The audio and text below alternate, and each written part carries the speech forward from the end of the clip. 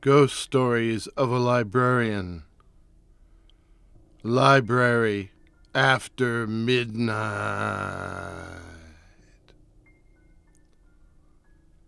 In recent years, many libraries in North America have hosted sleepovers for their young adult patrons.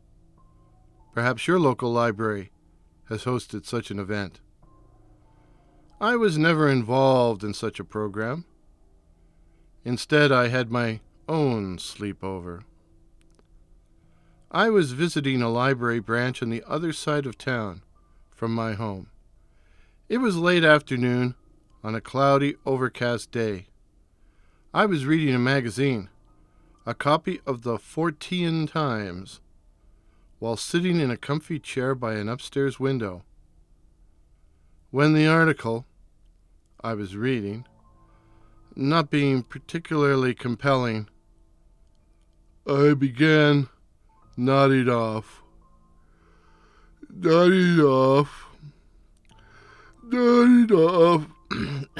Nodding.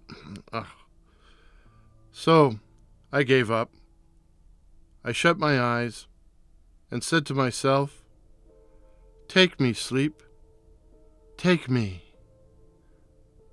Which is when a kid began screaming in the nearby children's area.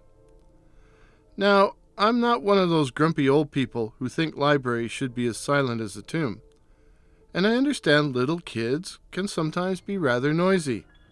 But hey, they're patrons too. But this particular child was interfering with my attempt to obtain the balm of slumber.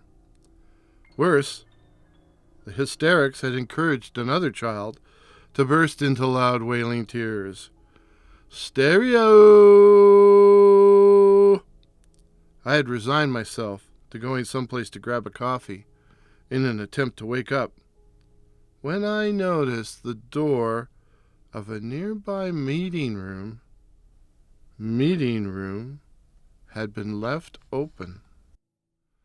Now I knew that along the windows of the meeting room there was a raised bench to provide extra seating, and I also realized it would be the perfect spot to stretch out for a few moments of blissful shut-eye. He who hesitates is lost, so I quickly entered the room and closed the door behind me. I turned out the lights, then closed the curtains, plunging the room into almost total darkness. Then I lay down, stretched out, and passed out. I awoke after a few refreshing minutes and took a look at my watch to see what time it was now. Midnight. Midnight? I staggered to my feet. It really was dark inside the meeting room. As dark as it was outside? I fumbled my way to the door, threw it open, and found the interior of the library plunged in darkness too. I could just make out the clock on the far wall. Yup, midnight. I couldn't believe I'd slept so long. I must have been far more tired than I realized. And I'd only had half a cup of coffee in the morning, so I hadn't really had any artificial stimulus. Still, and the joke was, I was still tired. I guess no one checked the meeting room, or if they hadn't noticed me in the enveloping darkness. Oh well, nothing for it but to go home. And that's when I remembered the doors were all alarmed. Oh, I could still leave and set off an alarm. However, I would be long gone by the time security showed up, so no, nothing was going to happen to me. But I was afraid some poor staff member would get in trouble over it, and I didn't want that to happen. After all, I used to work with these guys, and I knew them all by name, so I certainly wanted to spare them any grief. So, what to do? What to do? I suppose I could call one of them at home and ask them to come and get me out. Or I could go back to sleep and get let out in the morning. Everybody would have a good laugh at me at my expense and no real harm done. So that is what I did. That is what I decided to do. But I had no sooner lay down upon the bench and shut my eyes when I heard some noise. A lot of noise. It sounded like a lot of people, and it was hard, lying down in the dark, to tell if they were laughing, or screaming. But if it was laughter, it was certainly raucous and discordant. I wondered if there was an after-hour library program. But then I remembered it was midnight, and there were no such things as midnight library programs.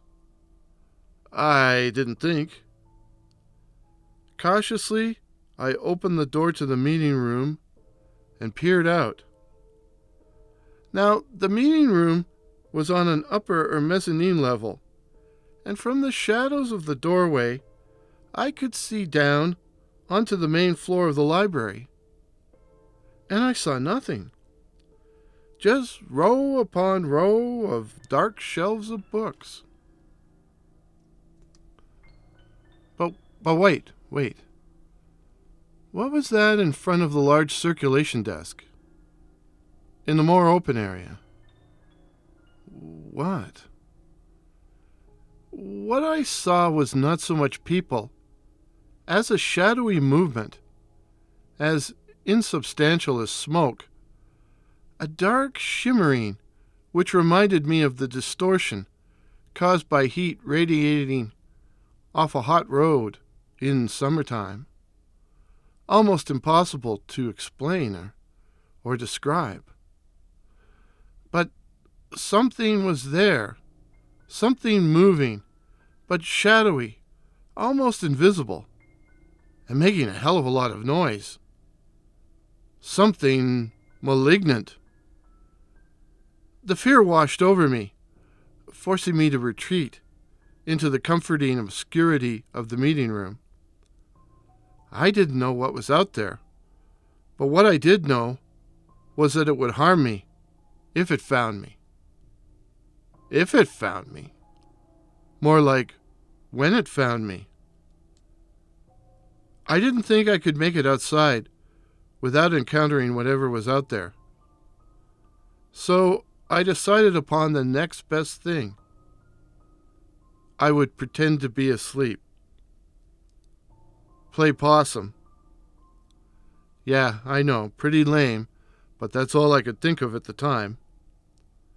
I lay down on the bench, screwed my eyes shut, and lay still. It was even harder lying there, listening to the cascading eruption of agonized hilarity, like a laughter yoga class from hell. Worse still, the laughter was getting closer, and I was sure I could hear footsteps. Light, stealthy, but absolutely footsteps. And then the knocking started, at first lightly, like someone was tapping their finger on a counter or on a metal bookshelf, but it became progressively louder, as if someone was slapping the palms of their hands or pounding their fists against the walls or any solid object they could strike for effect. In fact, who, or whatever was causing the knocking, was hitting the walls and windows so hard, I was sure they would break something, smash something, especially the glass. Something furry brushed against my face in the dark, but I managed to stifle my cry, and then relaxed when I realized it was only Poe. Poe, the library cat. The branch had a rodent problem. Hence Poe, the exterminator. He was a sleek black cat with beautiful yellow eyes and was a favorite of the patrons, especially the kids. No doubt he too had been disturbed by the hubbub and now clung to me for safety and protection. Something began slamming the program room door with an impact as loud as the blast from a cannon. I turned over, face down on the bench, eyes glued shut, Poe frantically trying to burrow beneath me. The door of the meeting room burst open. Deathly silence, and then the sound of heavy footsteps on the carpeted floor. Something was standing over us. I held my breath. A terrific blow smacked me hard on the side of the head, so painful and humiliating it brought tears to my eyes. But I forced myself not to move. I lay there, cowering, and felt something lean forward until it was mere inches from my uppermost ear.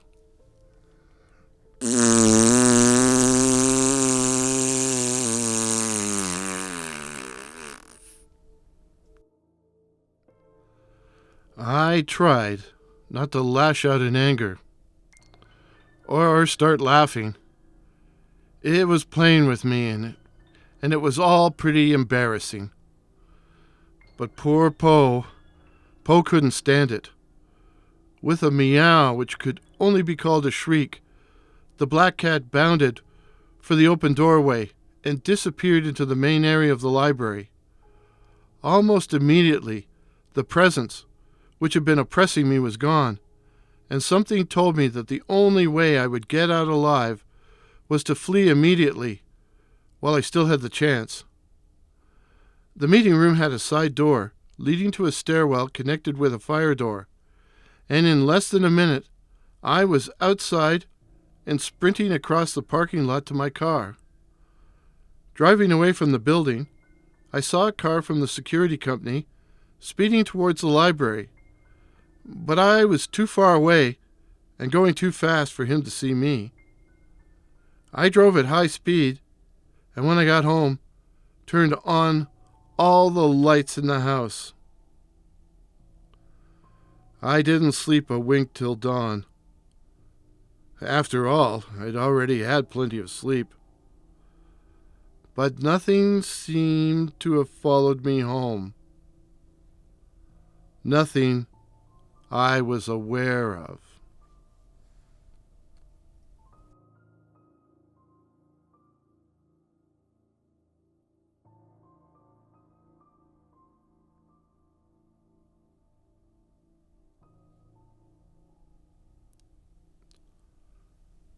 I stayed away from that particular library branch for about a month, but the next time I visited, I could see the staff were clearly upset.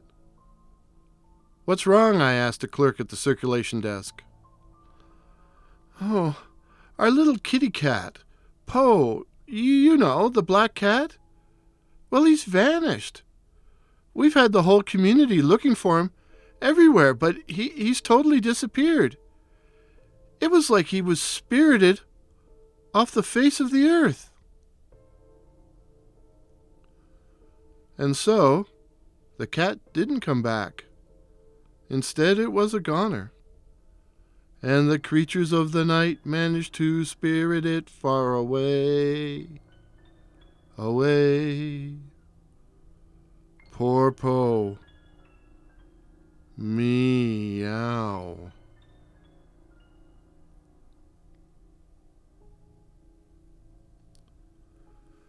WSJ here. Please excuse my gravelly voice today. I fought off laryngitis and it was fine till I got here in the studio. Anyways, I hope this yarn didn't put you to sleep or into a coma, and that you felt it was the cat's meow.